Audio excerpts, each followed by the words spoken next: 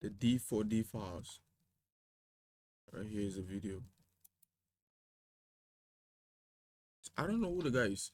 Probably. Next 8 Like, songs, yeah, I was watching. this And narrative is I mostly paused the video maintained with to watch this on stream. Now shut up. Shut up. Let's do this. project man. I don't know who this guy is. Like until this case surface up. To be honest, I don't know who he is. But he probably like he do have some numbers. He made some numbers on YouTube. Like he's a professional artist. And yeah, I went through his YouTube channel. He got some good music. But for him to for it to end up like for him to be in a situation like this, like it's just surprising. So this is how it started. This is how it all started. We're gonna react to this real quick. I've been the friend too much. The David D4D DV, whatever you call it, files. Let's do this. November 8th, 2025, police officers found body parts in the trunk of a vehicle showing signs of prolonged malnourishment. So chat, lock in. On September 8th, 2025, police officers found body parts in the trunk of a vehicle showing signs of prolonged malnourishment. Upon further investigation, they discovered these were the remains of a teenage girl that had been missing for 7 So chat, this is the girl. This is the girl, a 14-year-old girl. I don't know how he found himself in the middle of that, bro. 17 months, and that the car belonged to indie artist David, who had over 30 million listeners and songs with almost a quarter billion views on YouTube. An already dark and tragic incident became even darker as people online slowly unraveled 4 years of David foreshadowing this would happen through his music, which he was performing the same day the body was found. This moment of David starting to cry when performing Afterlife during his album release show just give me chills. And yeah, a lot of videos surfaced like after he killed her, he made music with all like it was giving signs of him really actually doing that. We're all gonna see it in the video. This is one of the most downright evil stories I've ever covered, so viewer discretion is advised. All the way back in 2018, 13-year-old David Anthony Burke was a homeschooled kid with not just a normal family, but an unusually well-to-do family unit. His parents were still together, had a strong religious background, and were well off financially, as his dad was a regional litigation support project manager for a global firm with 75 offices and a staff of over 1,500 attorneys. Browsing his LinkedIn briefly shows you just how many huge law firms he dealt with and how much experience he had. By all means, the Burke family was well supported and had everything they needed. However, David had mostly unsupervised access to the internet, and they simply had no idea the kinds of things he would expose himself to. But we'll get to that later. To their knowledge, and likewise to the public's knowledge, David's teenage years had him either studying or playing Fortnite. So that nigga be on Fortnite with 79,000 subs. I mean, he was getting there. And making edits and montages of it. But due to the prominent role music plays in Fortnite edits, he found his content getting frequently copyright striked. Over the course of 3 years where he struggled with this problem, he decided to take his interest in artists like XXXTentacion. Okay, so that's when he moved and changed his dream to making music. And Tyler, the Creator, to try his hand at making his own music to avoid copyright. This culminated in the release of his first song on YouTube, Runaway, which was released in December 2021. From the get-go, the themes in his music are very clear and repetitive. The speaker in the song is trying to get someone they love to come live with them, feeling sad when they feel their feelings are not reciprocated, fearing that their partner is running away, and lastly, having these feelings boil over into aggression and a jealous anger. In a song from February 2022, he says, "I look into your eyes and I can see right through your lies. I think we..." And it's a terrible disguise. I think we both know who dies here. Too much on your mind. That which is what you hope to find, but you can't leave the past behind. You're the only one that lies here.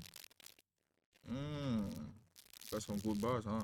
Both know who dies here. You can't leave the past behind. You're the only one that lies here. In another song from just 1 month later, he has the phrase, "Save your tears 7 years" in the chorus. And I think at this point it's necessary to introduce you to David's alleged victim for legal purposes. Celeste So let's say, assuming like they're already dating all this time. Rivas Hernandez, born on September 7th, 2010, meaning in early 2022 she'd have been 11, 7 years away from being 18. Meanwhile, David would be 17. While no one had any reason to suspect anything at the time, the contents of his music only became more concerning. Over his next two songs that are almost follow-ups to one another, the narrative David is describing goes from just needing a friend to a song called More Than Just Friends, where he says, "I told you keep it 10, or you'll end up dead." Pieces put together like a puzzle. Over the next 8 songs, this narrative is mostly maintained, with David talking about being sent into jealous frenzies and obsessively sending whoever he's talking to hundreds of messages, while occasionally saying things like trying to kill you slowly and we're gonna die tonight. But first of all, this weird, bro. This weird as fuck. I mean, like it just sounds like the lyrics are just being the same, you know. And talking about like kill, death, all those kind of things in all different kind of songs, not just in one song, but like different kind of songs. That's weird. As much as it's pretty commonplace for these themes to appear in this kind of music, it often seemed like David was being a bit too oddly specific about his subject matter. This is even more the case when you factor in the kinds of things he was tweeting at the time, such as, "When I was writing this, I got a notification from you, as you were talking about wanting to be with your mom and your sister again. Take me where I belong, but your circumstances won't allow us to be in our ideal situations. We gotta push through it, bro." It's one thing for there to be odd lyrics, but this is just him talking on a tweet about how someone needs to push through their wishes to be with their mom and sister again. that While the post he someone- was replying to there is now gone, there is a Wayback Machine snapshot of what the original exchange was. In it, David, with his old handle, Ant Part 2, is replying to someone named 6K4TE, who says, "This relates to how I feel so heavily," to one of his songs. The only other hit for this exact handle is a Pinterest profile whose last piece of activity took place 11 months ago. Currently, this Twitter handle is being used by someone else who is not related to the original owner of the handle or David, so don't go messaging them because they have nothing to do with any. Why would somebody want to mention them, bro? Why would you want to mention them?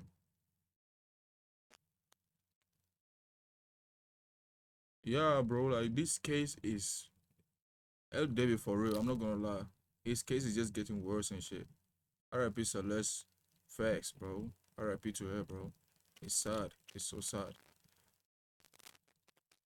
Anything. The only other significant pieces of David's Twitter activity from around this period are him saying that religion is a money scheme and that he'd been studying nihilism lately. Although she was probably there for longer, the earliest record of a Celeste in David's Discord server comes from October 2022, when she would have been 12. It's around this time that we got one of the most damning instances of David telling on himself. The music video for the track Romantic Homicide. The video depicts David in some pretty ritualistic scenes, surrounded by candles with a blindfold on, standing in front of a seemingly deceased girl. Later on, it's suggested that the evidence of the crime is hid away inside of a suitcase. The lyrics aren't very specific, but That's the crazy part. Like, why would you even make music about it? Like, you getting yourself. I'm not trying to like know something like that, but like, it's kind of weird. I don't even know about this case. I was just scrolling to TikTok today, and this case like it surfaced again, and I saw it. It's kind of weird. they too reflect the same themes from before, killing someone he loves. While his previous songs had already gotten some degree of attention, this one was by far And like, he make a music about it, and in the video, he makes something similar to that. That is suspicious too. his biggest hit yet, taking him from being an obscure indie artist to being in the same category as people like Juice WRLD. Last but not least, if you check the date this video was posted, it was exactly on the 7th of September, Celeste's birthday. Maybe due to how much success this song got him, David got even bolder about subliminally referencing the insidious things he was doing behind the scenes. 2 months into the new year, he started opening up to his Discord server, which obviously was full of minors. In a long string of messages, he said, "I used to be Obviously, yeah. addicted to watching gore videos. Live I like Leak was bookmarked. his Discord is full of minors. I heard they got a 40 terabyte of videos of nudes. I don't know how I even got 40 terabytes of those things. marked Lamau. I saw a cartel execution on Reddit when I was 14. Got to the point where I don't even cringe when I see it no more. I remember laughing at one point. It got bad, man. I like writing gory psychological drama, romantic quotes, and a lot of death. I love gore. Gore is better than adult video. He watched a 14-year-old girl. No, he watched a 14-year-old girl killed, and he don't even get cringe about it anymore. Like, oh god, that's the main reason. Like that's the same thing that pushed him to do what he did. Oh, This is absolutely not the first shit, time bro. someone has mentally self-destructed via gore videos. There is such a huge community online of absolute freaks surrounding this kind of thing that I'm surprised there hasn't been a massive crackdown on it. And that's without mentioning how the same platform for this kind of video often leads to other, more illegal kinds of content. Another sign David was getting increasingly comfortable with letting other people know was that the entire server was at least somewhat in on the fact that he was with Celeste. Some kind of bot on his server shared what looks like a playlist called Celeste in David's Closet. In late March, someone going by the name James Buttergun said David only added underage girls to the server, and even specified that this wasn't some kind of joke, even if other users it was proved. in there would joke about it openly. While I'm sure plenty of people had no idea about David's You see, bro, everything, like, there's something that you think of it as joke, bro. They're not jokes, bro. There are things that the moment you see like those jokes, like, bro, try to investigate more. Cause if you can, if that shit become a problem, you gonna be the part of it. proclivities, based on the messages that have become public, at least some of them absolutely did, to the point where they even knew which girls specifically David talked to more frequently. One Reddit user said, one of the old Discord screenshots were two guys, allegedly, chatting, and they said that David wouldn't add them back, but he followed his underage girl fans immediately. One of them made a teenage catfish girl account, and David immediately followed his catfish account back. But his self-tells notoriously don't limit themselves to his Discord messages. A music video from November 2022 featured a girl that looked similar to Celeste. Another one from February 2023 depicted him Suspicious. playing the part of a dead body, specifically wearing clothes to make him appear smaller than he actually was, and getting placed into the back of a car. On April 3rd, he released a promotional video that opened with these words. You see, when a human being is drained of all of its blood, it becomes pale, lifeless, just as the rose, visually appealing, only good to observe and admire.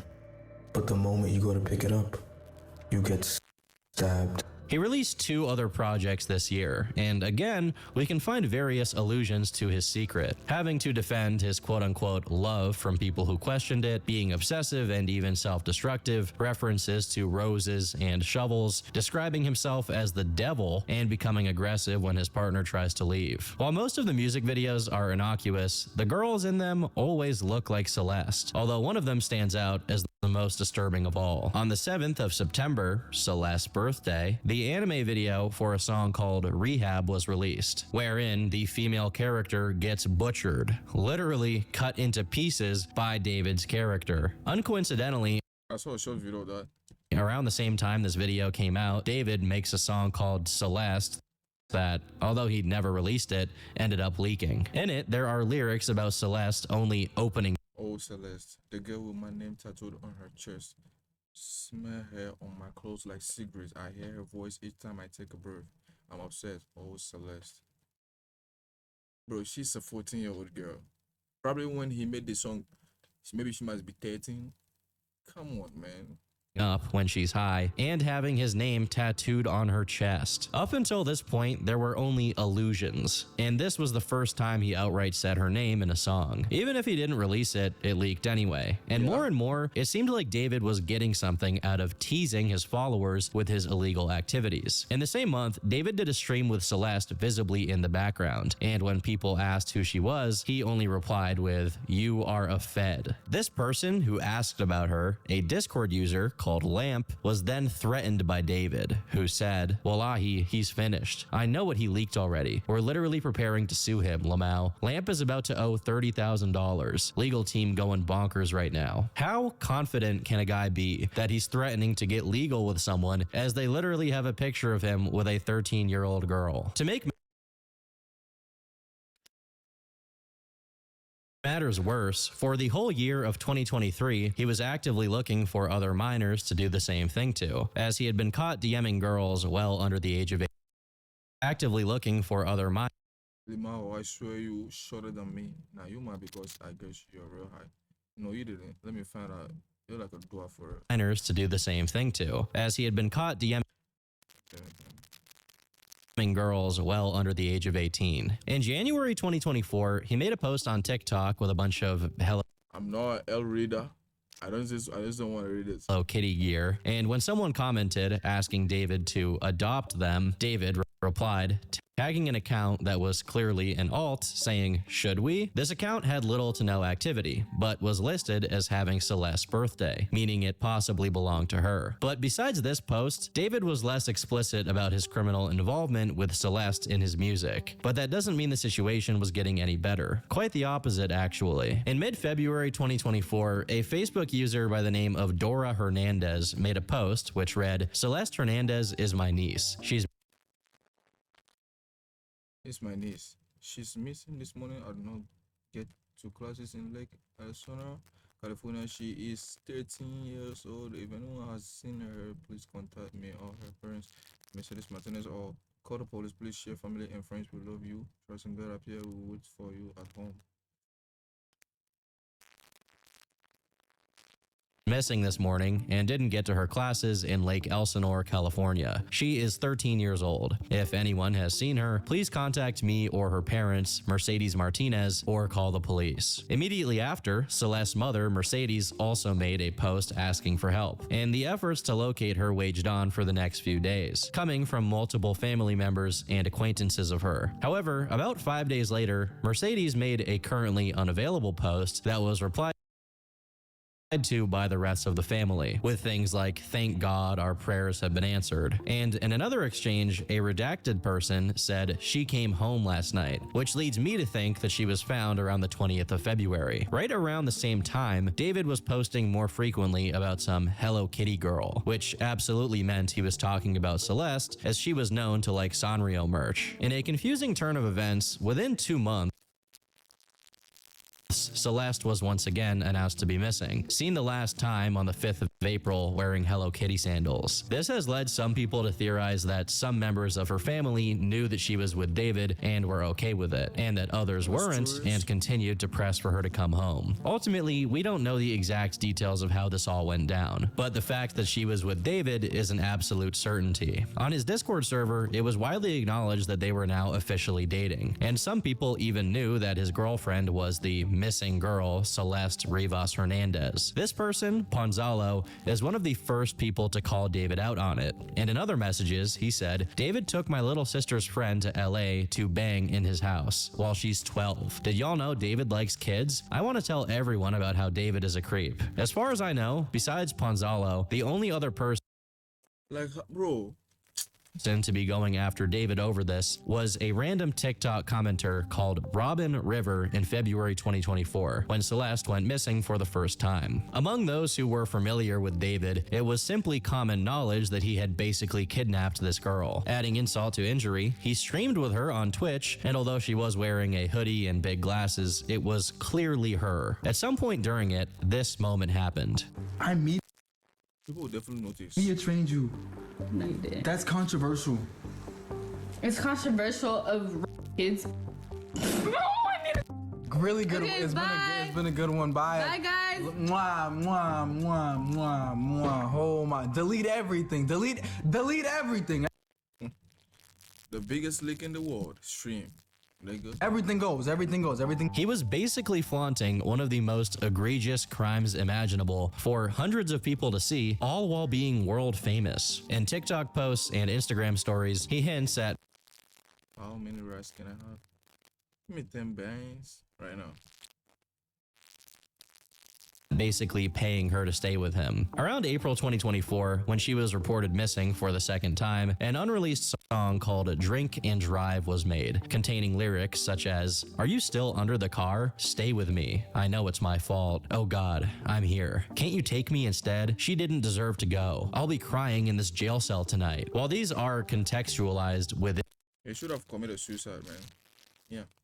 You should have committed suicide and just follow her ass. in the song, they are also eerily foreboding considering the ultimate end of this story. It's also shortly after the second missing report that possibly the worst detail of this story took place. In messages that Celeste allegedly exchanged with someone called Anissa, she said, "Anissa, do not text. He came back. He's crying. Do not text me. I fixed him. I'm staying. I fixed him. I don't know how. We both cried to get her and he changed his mind. I'm happy he did though. Anissa, you have to swear you're gonna stay safe. Are you still gonna talk to David or go back with him? Because I don't want you to get in any more trouble with him. Celeste, I'm safe." No, I'm not. Now, I've already made a disclaimer earlier, but either way, I'm gonna paraphrase instead of straight up reading the following messages due to how vile it is. To sum it up, Celeste said that she has bled as a consequence Bro, the file is already out. Like, you gotta let every information out. Let's read it by ourselves. of something that happened with David, and just a couple of messages later says that she was also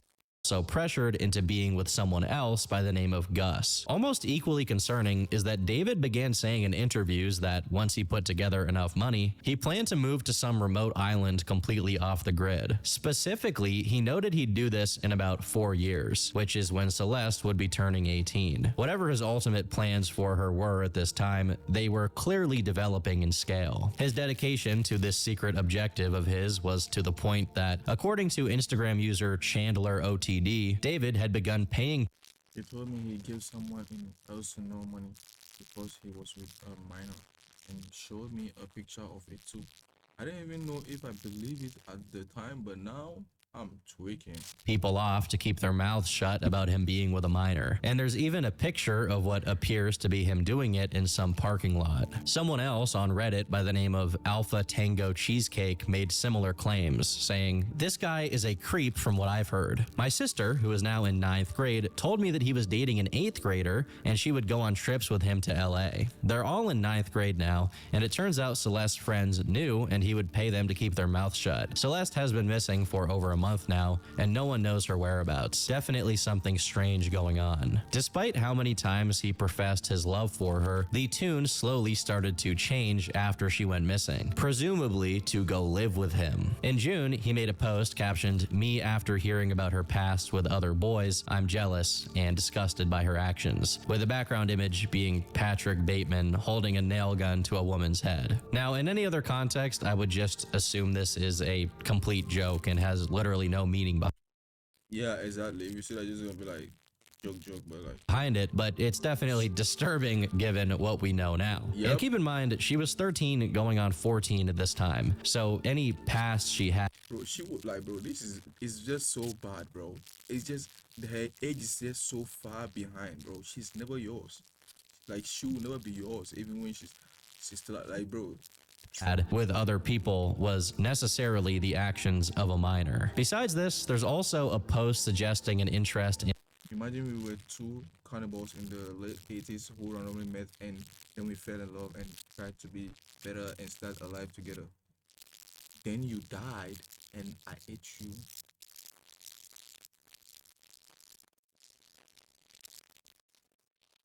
cannibalism, another one pouring boiling water on her for telling another boy happy birthday, and most concerning of all, one captioned, "Me if I see her talk with other dudes," showing David cutting up meat. Slowly, these themes solidified, and after enough time passed since Celeste was reported as missing, David once again became bold enough to start hinting at what he was up to in his music videos. In February 2025, he released one for the song One More Dance, where he is stuffed in the trunk of a car and taken out to the middle of the woods to be buried. About a month later, he previewed a song with the following lyrics. Nobody ever caught me, but I spoke too soon in the back of a police car. I forgot whatever I knew. I ain't telling nothing. Do the same if they ask you about her. Despite how much this sounds like he's just talking about his plans for Celeste, in the context of the rest of the song, he's talking about something that took place in November 2016. But as far as is publicly known, there's no signs he committed any kind of crime back then. I should note, however, that he has one other song where he says, "You wouldn't believe what I did as a kid back in 2016. So given that David has the proclivity to basically tell on himself in his music, people should start giving real consideration that he may have actually done something in November 2016. Now, before I fully get into all of the allusions David made to his eventual crime through his music, I'd like to give attention to an interview he gave in late April, where he said this. Yeah, man, romantic homicide was just like, I wanted to feel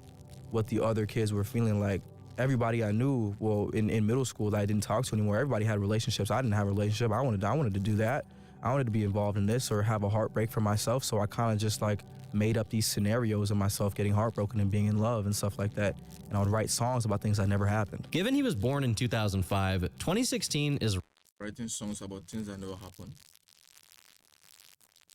I mean, that's what normally music is about. Like, a lot of people make songs and it's not about what really actually happened. right when he'd be middle school aged, exactly 11 years old. I think this is relevant not just because But after the death of Celeste, he started making music of what really happened.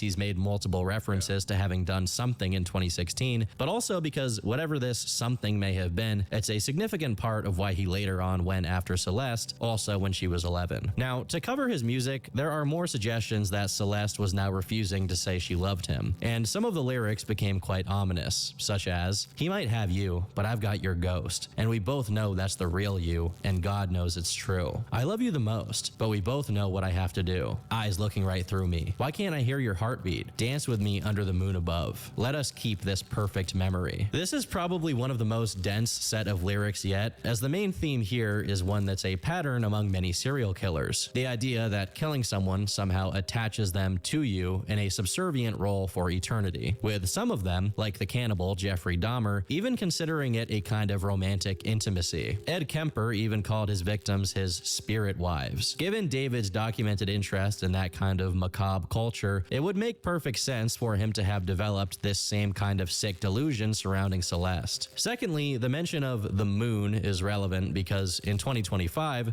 Celeste's birthday, which had been a common release date for David's projects, fell right on a blood moon, which harkened back to his ritualistic depictions in his music videos. Another interesting theme that shows up in this period is the strings. In his album, there's an interlude called The Invisible String Theory, where David and an unknown person talk about how some people are inevitably tied together by fate. But much more importantly, in two music videos and the cover art for one of his album singles, there is the prominent presence of red strings, specifically, following the idea that David is enamored not only by gore, but also about true crime, serial killers, and things of that sort. It would make sense that he's also into the TV show Dexter, which has recently experienced a huge resurgence in popularity due to online memes about it and new spin-offs. First, the whole blood moon thing is a small but significant motif both in the original show, being present in one of the most meaningful and well-known scenes, which you've probably seen in edits, and in the sequel show New Blood. Secondly, we have the red string motif, which was a calling card of one of the original show's most well-known serial killers, Brian Moser, who was known for dismembering his victims and stringing them back together. Unsurprisingly, when David's crime was revealed, many people noticed the connections and called David the Bay Harbor Butcher, which is Dexter's name as a serial killer. But before we get to that, I think it's relevant to say that despite all of the red flags imaginable and a lot of the information that I've gone Like, these numbers that this nigga is making, bro. How do you find yourself in a situation like this?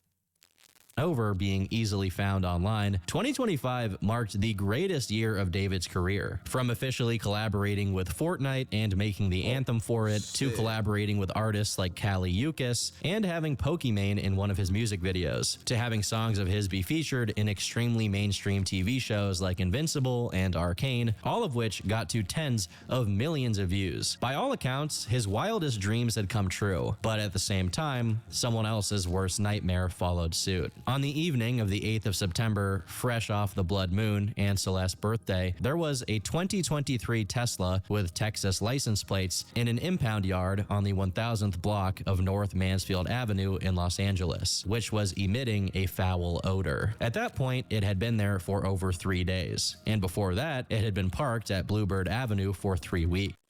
For more than 7 hours, neighborhood sources said that Sedan had been sitting in the final spot on Bluebird Avenue for at least 3 weeks. With some sources saying more than a month. A big metal box in Los Angeles heat with something inside of it. When the cops were called to see about the smell, they opened the front. September 8th, body in a plastic bag, found in a matte black Tesla model, white belonging to David Brooke, in a tower in West Hollywood due to smells, possibly degradation of bag and organs build-up. Trunk, finding a plastic bag It's my containing the accent. cut-up remains of a girl, about 5'2", weighing just 71 pounds, with wavy black hair, wearing a tube top and leggings. When Celeste went missing the year prior, she was listed as weighing 130 pounds, and now only 70, signaling she had lost a significant amount of weight since then, even accounting for the weight the body loses as it decomposes. The body was soon identified, and upon further investigation, police found that the vehicle was registered to David Anthony Burke and hadn't been reported as stolen. While all of this was going on, David was performing his music, including all of the stuff he wrote about her. If that weren't enough, one TikTok compiled the many theatrics David had during his show, all of which allude to what he did to Celeste. Part of what led not only to the identification of Celeste's body, but also her connection to David was the shush tattoo he had on his finger.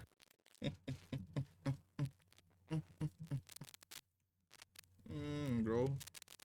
He even got evidence. They say she also got the same thing on her, like she got a tattoo of his name on her finger too. Like, bro, you are in 4K court. Although this has been widely reported to Tesla body. David and victim have matching tattoos. mean that she That's what I also said. had a tattoo with shush on her finger, there are pictures of what she had tattooed, Just in case you can't read. David. that just looks like David's name in red. Again, this is another sign of what kind of dynamic they had. While she had his actual name on her finger, he only had an expression for secrecy and silence. Additionally, another connection made by people 14-year-old. on Reddit is that the original location of the Tesla with Celeste remains before it was towed was just a little over 100 yards away from where he used to live in Los Angeles, and his place has since been On Wednesday night, Los Angeles police searched a home in the neighborhood where the singer's Tesla was abandoned. Detectives from the Robbery and Homicide Division served a search warrant at the Downey Place home in connection with rival's death, the Los Angeles Police Department said in a statement. investigated by the police. The musician, whose real name is David Anthony Burke, has not publicly commented on the cancelled tour. A spokesperson said in a statement last week that he was fully cooperating with authorities. An attorney for Burke has not responded to repeated calls and emails for comment. Los Angeles police have not named a person of interest or suspect, as the case is considered a death investigation. David's future shows were promptly canceled, and he's been described as fully cooperative with law enforcement, although he hasn't been officially listed as a suspect or even a person of interest. One of the first people to speak out publicly about what had just been uncovered was Celeste's brother, Matthew Hernandez. According to NBC LA, Matthew said that family members who still live in Lake Elsinore knew that Celeste knew David, and that Celeste's disappearance took place when she went to see a movie with him. Simultaneously, to someone who decided disappearing Matthew Rivers said when his sister disappeared, She was on her way to see a movie with him, but never returned. Took place when she went to see a movie with him, simultaneously to someone who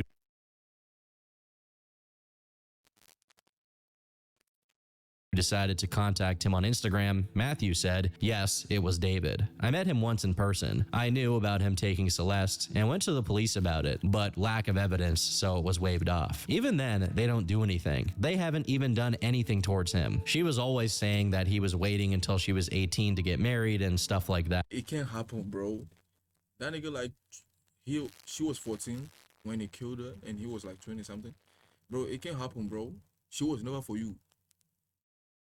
My sister wouldn't say anything, ever. Please send me more if you know. I never knew about the Discord server. I wish I would have known. I could have used this. I don't even have Discord. Matthew then sent a few previously unreleased pictures of Celeste and confirmed the authenticity of the text message exchanges where Celeste identifies someone else who had been with her. But Matthew remarks that this Gus person has since been shot dead. Someone else who came forward was a friend of his and former teammate from when David was still a Fortnite player. I think most of you all know I've known David for about 3.5 years. And the internet knows a 15-year-old girl was found disconfigured in the front of his car. Can't even say 15 because she was 14 when she passed. For those who don't know, David used to be a professional Fortnite player in the team that I was leading, Limit. Back then, I used to make music on my computer. He didn't have a good computer, so I told him about BandLab and he started making music and it completely popped off. And David, even before and after fame, he's always been a really, really nice person. Like a little bit too nice, like comically nice. And for those who've been following me for a while, you know I used to have this ongoing joke over and over and over again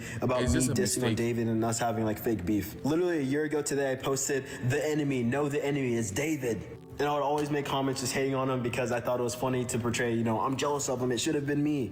And flash forward to today, this is absolutely disgusting. He has known this girl since she was either 11 or 12. Another member of his Fortnite team added more context to how they all initially met. We were all in a Fortnite team called Chronic, which is where I met him. He met her in like 2021 through Fortnite, I'm pretty sure. Then he made her get Discord. Everyone in the team knew about her, and he would joke about it and brush it off every time it got mentioned. That's all I personally know, but my friend Pistol knows more because they talked way more. She would literally say he raped her, but then follow it up with a joke, so I don't know if she was being for real or not. He was also just a weirdo, to be honest. He used to send gore in group chats. It does seem to be the case that a Fortnite team called Chronic was active at that point in time, and it also seems to be the case that David was affiliated with them in some way, at least based on this video title. On the other hand, Celeste's Discord account in some way, at least based on this video title. On the other hand, Celeste's Discord account is verified to have been created in January 2021, which would make her 10, as she would only turn 11 in September that year, which is all the more horrific. Someone else who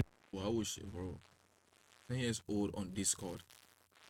knew David and claimed they briefly dated when she was 16 and he was 18, claimed she Parental control.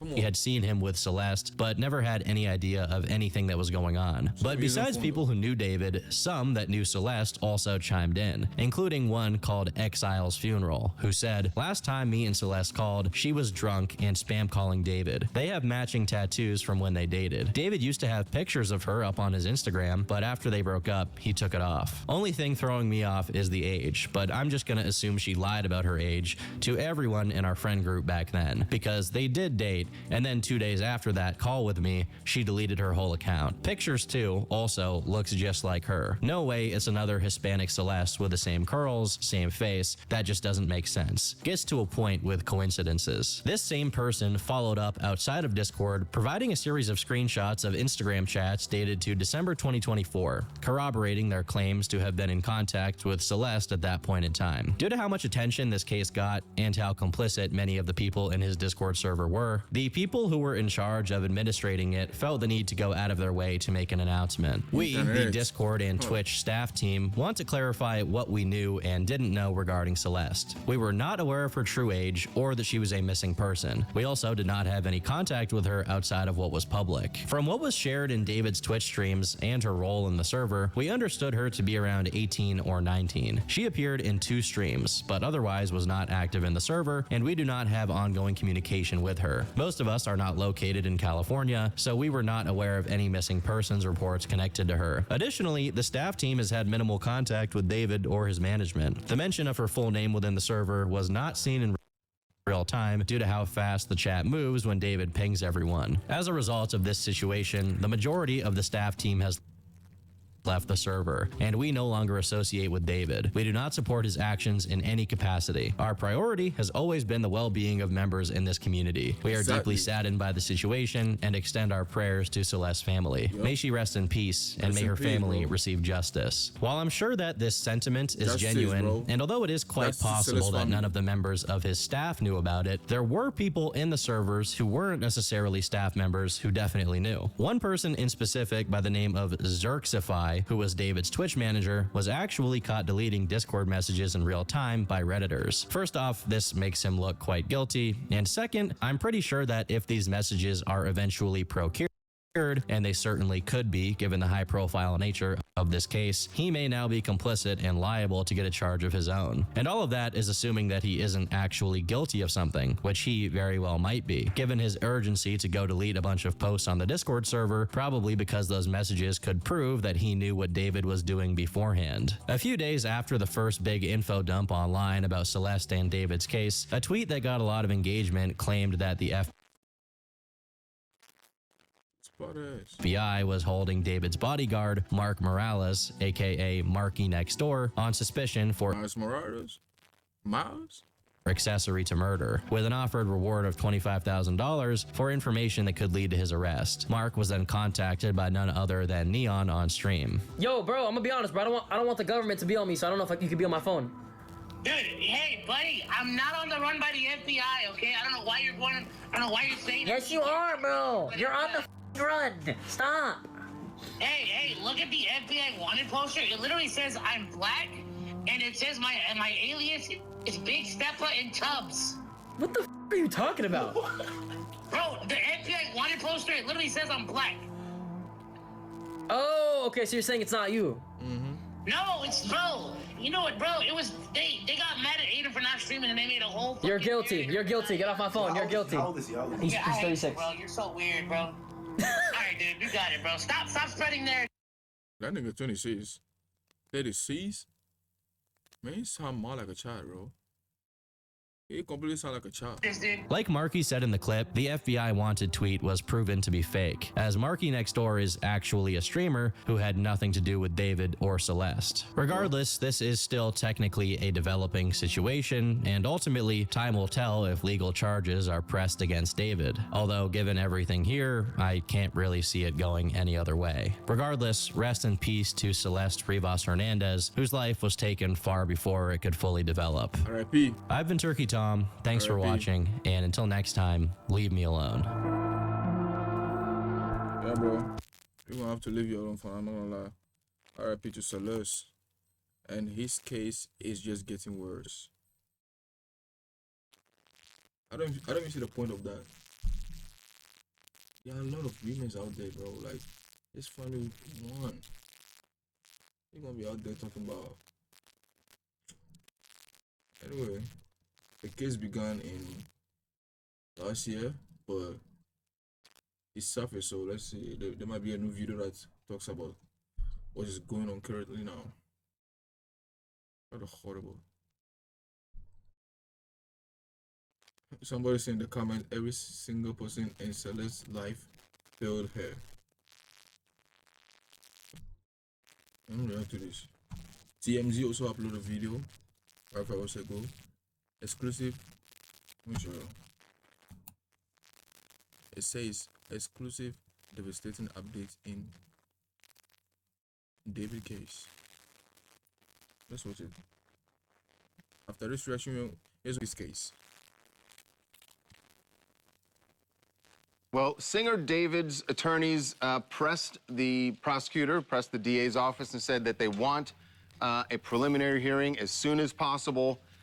They didn't get the hearing yesterday, but what they got were the prosecutors laying out what they say is very damning evidence that proves David is the one who murdered Celeste Rivas Hernandez. It is It's so odd. I haven't seen anything like this because next month there is going to be a preliminary hearing. You don't have to request it. It's automatic that there's a prelim. So the prosecution doesn't have to say, we're going to lay out what we're going to show in the preliminary hearing. You just do it. And they laid out their case in a document that they filed called the prosecution's preliminary hearing brief, which I've never seen. But for whatever reason, they wanted to lay out all the evidence they had.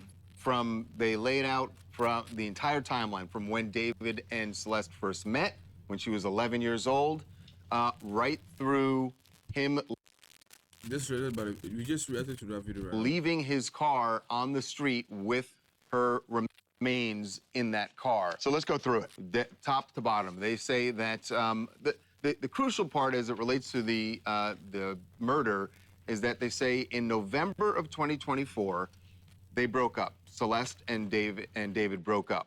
They were still in contact with each other, but they were broken up, and it seems like she was mostly back home in Lake Elsinore. Then on April 22nd of 2025, they get into a fight, and the prosecutors say they have this all in text.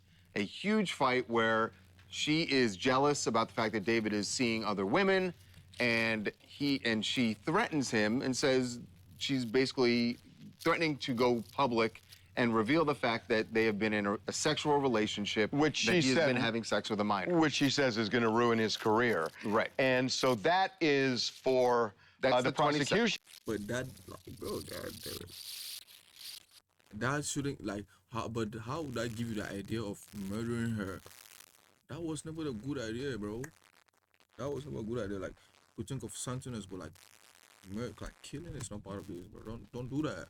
View, that's the trigger for what comes next. Because the other part of it is that on the 25th, he had his first album coming out. So, fight on the 22nd, 23rd, that would probably could kill his career, but like not as the death will do. Let's say when she went public, when she go public with that, it may slow down his career, but not kill it. But this, like, for him to murder her, yeah, that is ending his career for real. he sends an Uber to go pick her up in Lake Elsinore. The Uber picks her up at 8:40 p.m., gets to David's house at about 10:10 p.m. She gets dropped off. This is the moment where prosecutors say, as they described it, he is lying in wait in his home because they believe that when she walked in the door, very shortly after that, he stabs her, cuts her, stabs her, and watches her, as they describe it, watches her bleed out, makes no effort to save her, does not call any emergency services. I mean, he planned on killing her. Why would he try to save her again? That nigga plan on finishing her completely, bro. It's a fatality. Watches her die. Can I just say, I want to stop you on that, because he says, they say he watched her bleed out. That's a very specific thing, but there was nobody in that home, and that's an interesting thing. It's the one sort of black hole in their story here, because to this point, they've not said there's any witness to that. Right. But at 10:30, interestingly, David starts texting, and they believe Celeste is already dead at 10:30. Well, they also know the Uber showed up at 10:10.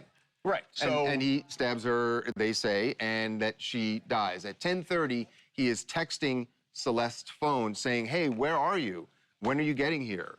As if to, and they believe this is the start of it's a his cover-up. Yeah. Right? 1 hour later,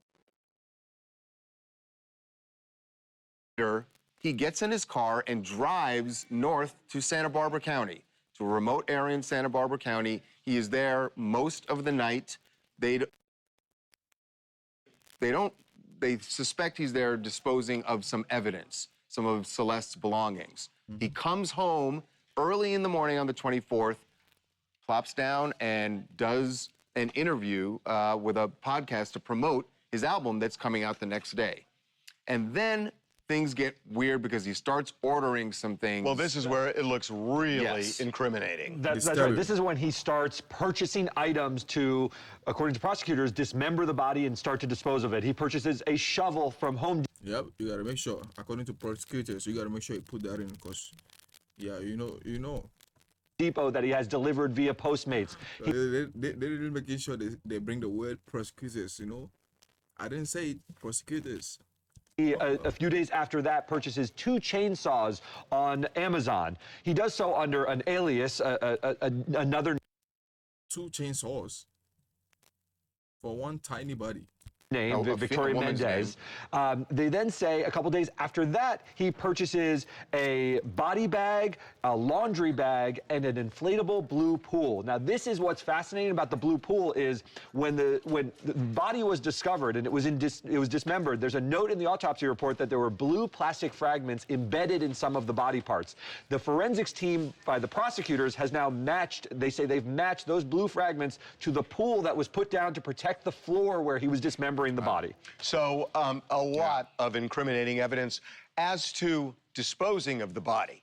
So never did. What's going to be interesting here is, you know, the defense is saying whatever he didn't murder her. Right. And so that is what is going to be interesting. Are they going to say, yes, he dismembered the body? It's going to be real hard to say no. It's going to be real hard to say no because why do you have a chainsaw? Why do you have your body bags? You know, why do you have a shovel? So that's going to be hard, but we don't know how they're going to show reasonable doubt on killing her. Right. We don't know, but again, all of this that they've laid out seems like they have a mountain of evidence against David. So how in the world will his defense team mount a defense when this... They probably like, if they're gonna come up with something good, like they're probably thinking so hard right now. Ends up in court. Joining us now to discuss this, someone who's been on both sides of the court as a former federal prosecutor and now a criminal defense attorney, Katie Cherkasky. Welcome back to TMZ Live. Good to see you. Thanks for having me. So, you know, circumstantial evidence can be enough. Is it enough here? Well, from what has been released, it sounds like these investigators did a very solid job of connecting all of the dots to this defendant, and it does not look good for him, needless to say. That started with the fact that the body was found in a car registered to him, so that certainly didn't help matters from the defense perspective. But at the end of the day, the prosecutors still have to prove that he was the one that committed these acts beyond a reasonable doubt. And like a Tesla went to waste. You said, it's circumstantial. There's not an eyewitness that says, as far as we know, that they saw this. However, the prosecutors have released very specific details that seems to indicate that they have put together a very detailed story, including very specific dates and incidents and Amazon orders that have brought it to this point where it looks like he might be backed up against the wall. But of course, there's always going to be a defense raised in any case. Right. I mean, it seems what they have, Katie, is when you read the entire timeline, the entire story as they've laid it out, they have very specific details up to the moment that Celeste arrives at his home on the evening of April 23rd. And then at 11:30 on April 23rd, they know that he leaves in his car. But in between there, really the only evidence that we know of that they have is what the ME has said, what the medical examiner said, report saying that she was stabbed and that there were 2 wounds in her abdomen that were different from what you would, wounds that would be used in dismembering the body. Is that enough? Because they don't have the murder weapon and they haven't really placed that weapon in David's hand, at least from what they've laid out here. Well, there's a couple of different ways that you can defend a criminal case, or really any case. And one is on the facts, whether they actually can prove up these charges. Is there some sort of alibi? Is there somebody else that was accessing the Amazon account? Right now, all we know is what the prosecution side of the story is. The defense is going to eventually have to put on a case. And so perhaps they have factual rebuttals to some of the evidence. And then on the other side of things, even if there's really bad facts, really bad evidence, it looks like somebody is essentially guilty, there's still very significant procedural issues that can come up. And the defense can try to exploit some of those. So whether the investigation was done properly, whether his constitutional rights were respected throughout, whether there's any issues with the searches or the evidence that they obtained as a result of that. Those are all very ripe issues that the prosecution has to be very careful in any case to not step into, because then a case can be kicked or something can happen to reduce it, even though factually it's incredibly damning. But we will see when David's side starts their defense. Katie, thank you so much for being with us. Appreciate it. Thank you. Thanks, Katie. Yep, and that was TMZ's news, guys. So, as y'all heard, this case is still going on. The case is still going on, Chad. And that's terrible for that nigga because, I mean, after hearing what I heard here, it sounds like they still didn't, it's like they didn't confirm it, like, he's like, they didn't charge him yet.